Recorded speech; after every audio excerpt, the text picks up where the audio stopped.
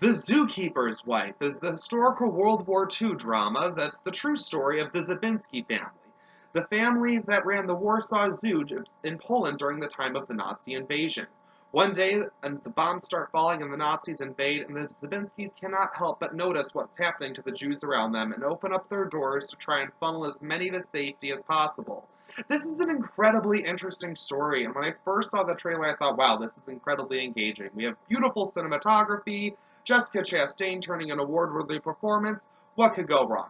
Jessica Chastain plays Antonina, the main character, the wife of Jan, the runner of the Warsaw Zoo. She has a great bond with not only the animals in the zoo, but also the guests. She's a great character. She can play the piano, seduce Nazis, and has some adorably amazing scenes cuddling with baby lions that were just so cute. It was kind of worth it to see it just for that.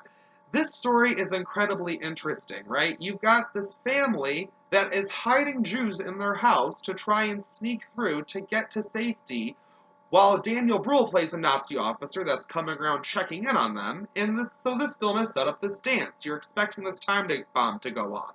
You've got the Nazis hanging around, the Jews trying to hide, and aside from one kind of intense scene where you think they're about to be caught, the film is pretty dull and lifeless. It's just really unfortunate that this really interesting story was just played out in a boring manner. That's really the only way to say it. I hate to sound harsh, but this film is just flat out boring. It takes really interesting material and just makes it boring. This is the same problem I had with The Lost City of Z. It looks amazing, you've got great actors, but it's just done so lifelessly, and you think, how? How could they have messed this up so hard? I just don't understand. It just should have been really easy to make both of those films work.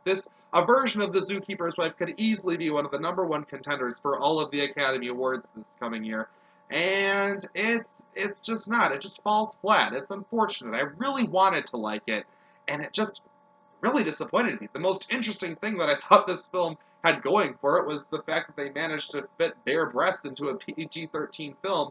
The MPA doesn't let that happen a whole lot. They sure were lenient with this one.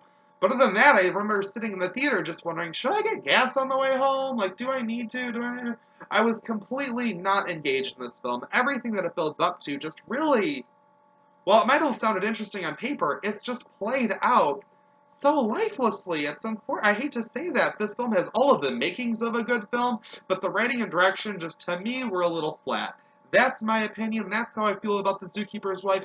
Maybe you feel differently. Maybe you really enjoyed it. If you love World War II films, or you just want to see Jessica Chastain being awesome Jessica Chastain, or really good animal photography, then there is that. History lesson-wise, this is essential viewing, but if you're looking for an entertaining film, which is how I grade my films for viewers, it's just not. I give The Zookeeper's Wife a 2 out of 5. It is what it is. It's not awful, but it just plain falls flat to me.